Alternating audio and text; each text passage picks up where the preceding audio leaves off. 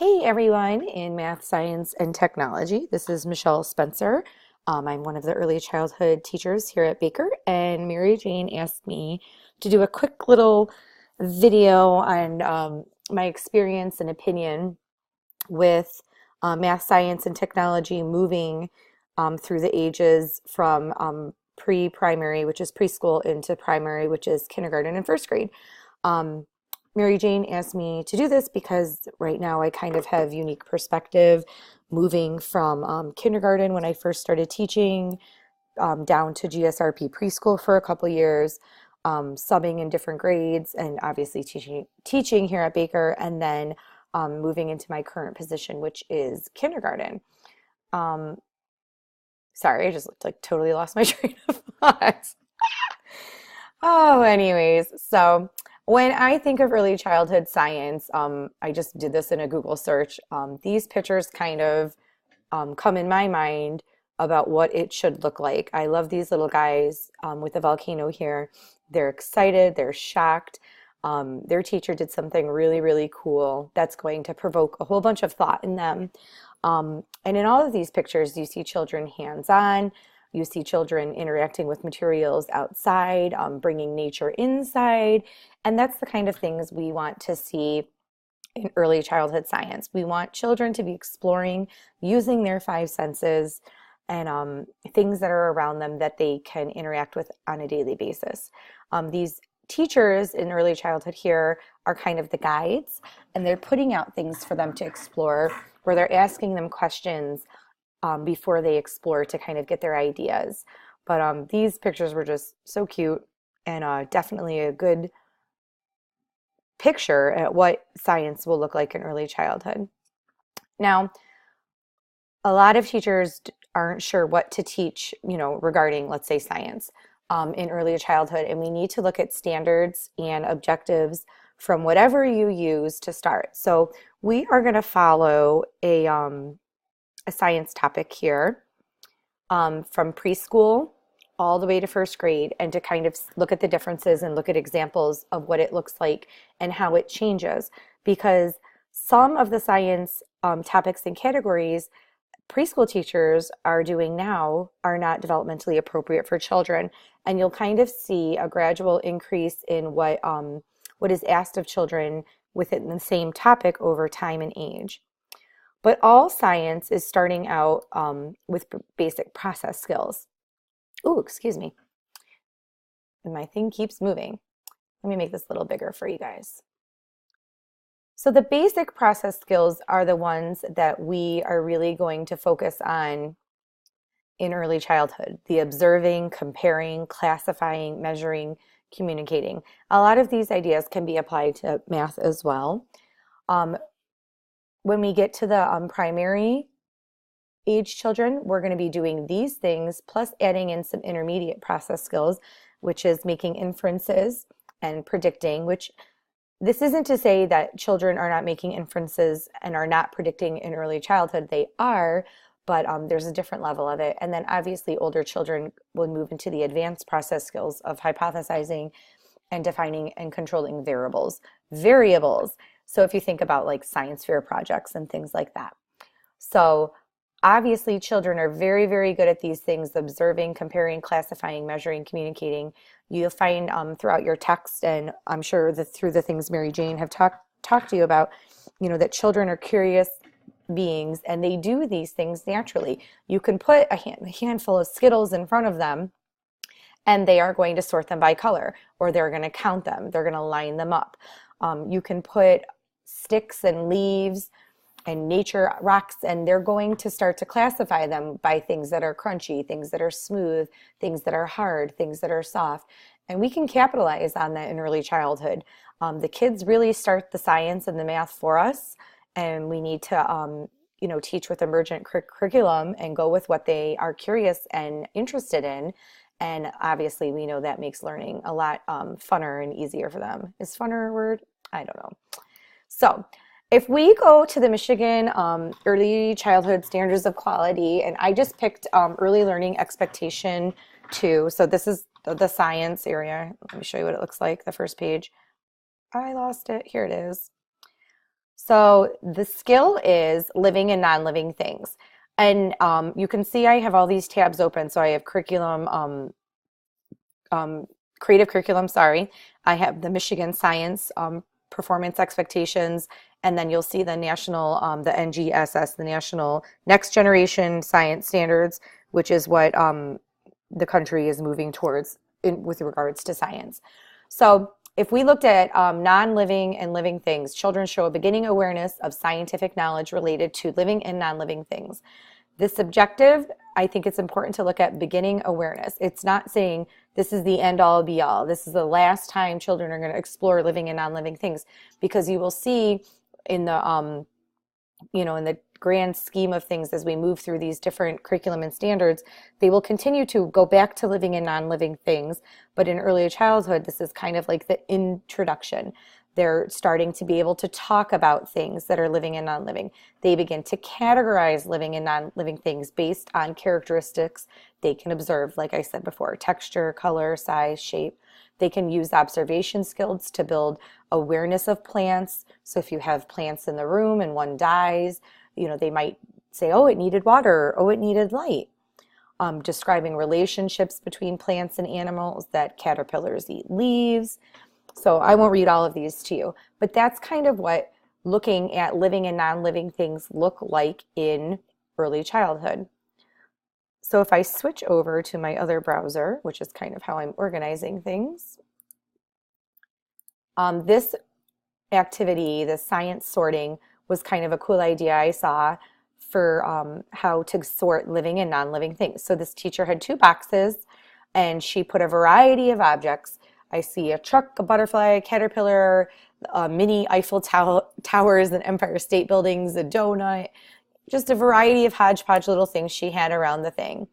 And then she made two other boxes so they can sort things living and non-living. This is also a really good authentic assessment to see if children really grab and understand the concept of things that are alive and things that are not alive. So I thought that was a really, really cute activity.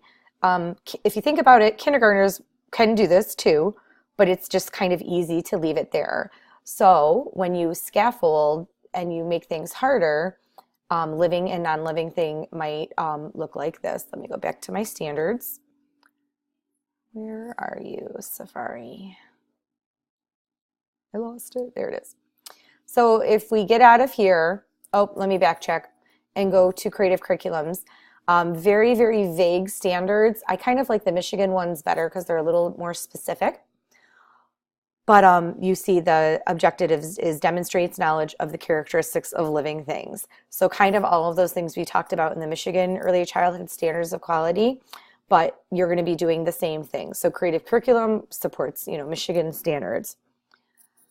If we bump up to kindergarten science standards and we look for something in relation to living and non-living, we find this indicator, which is use observations to describe patterns of what plants and animals, including us as humans, need to survive. So it went from just identifying characteristics and sorting and classifying and talking about and noticing to using those observations to find patterns and describe them of what they need to survive.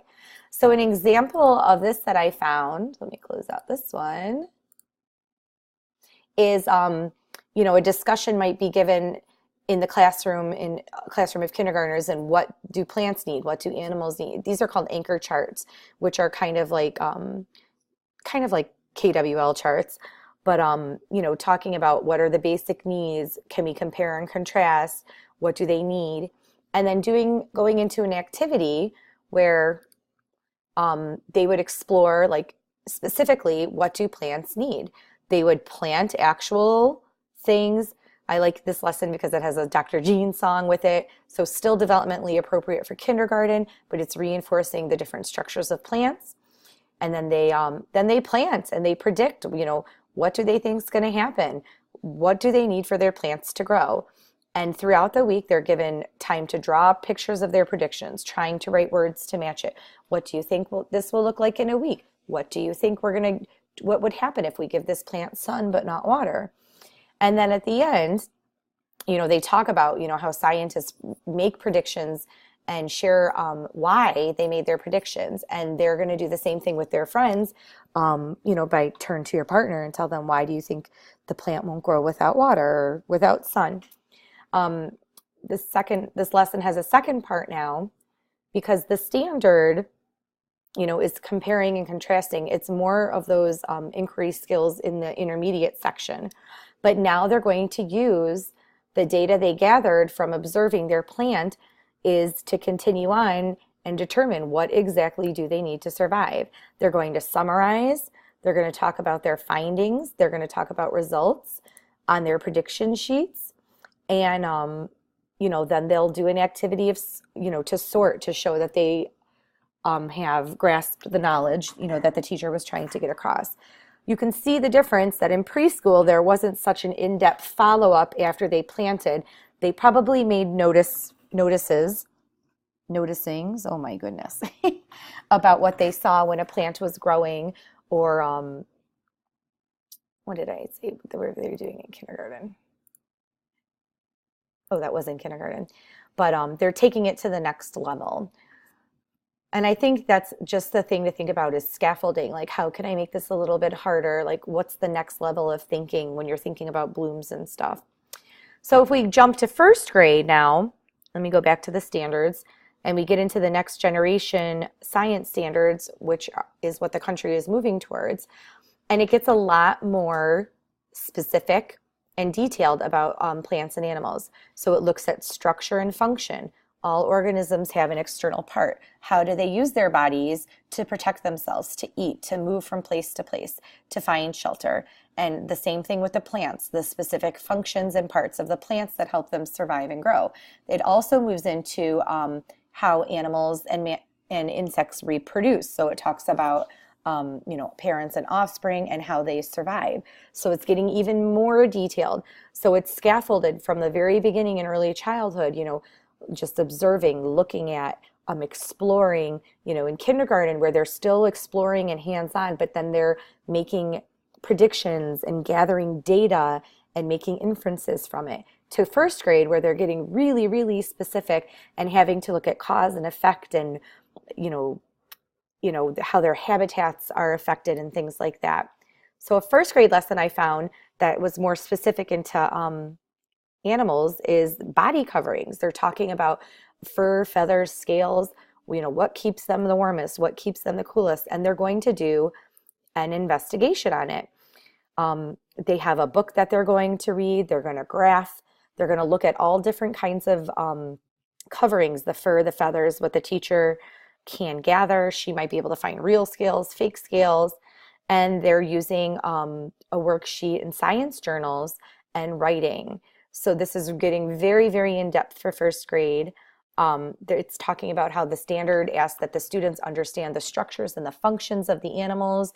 So it talks about how, reptiles use scales to keep their skin cool or warm. I like this website, betterlessonplans.com, who knows? But it's going into like more higher blooms things, exploring, explaining, elaborating, evaluating. So they're collecting their data, they're sharing observations, and they're recording their ideas in their journal. The ending product for this first grade, I love these, they're so cute. My animal is a turtle. Its body is covered with a shell. This helps it too. And then the child had to write about how the shell protects them from sharks. Oh, I'm trying to read this handwriting. Very, very good for first grade. They're getting there. But you can see the difference. This is not something we would ask a preschooler to do science-wise. So I think for math as well, you want to think about the ideas that you're scaffolding the whole time, that you're starting with a lower level concept and making it a little bit harder each time, but you're really using standards and objectives to drive your instruction, and you're not just kind of like, oh, that's a cool idea, let's do that, because it's not always developmentally appropriate. Memorizing body parts, it was a first grade thing, so you might bring it up to a child or show a child who's showing interest in it, but it's not something you're going to expect them to learn or recall for that topic. Alrighty, thanks for listening. And there go my dogs, perfect timing. Thanks.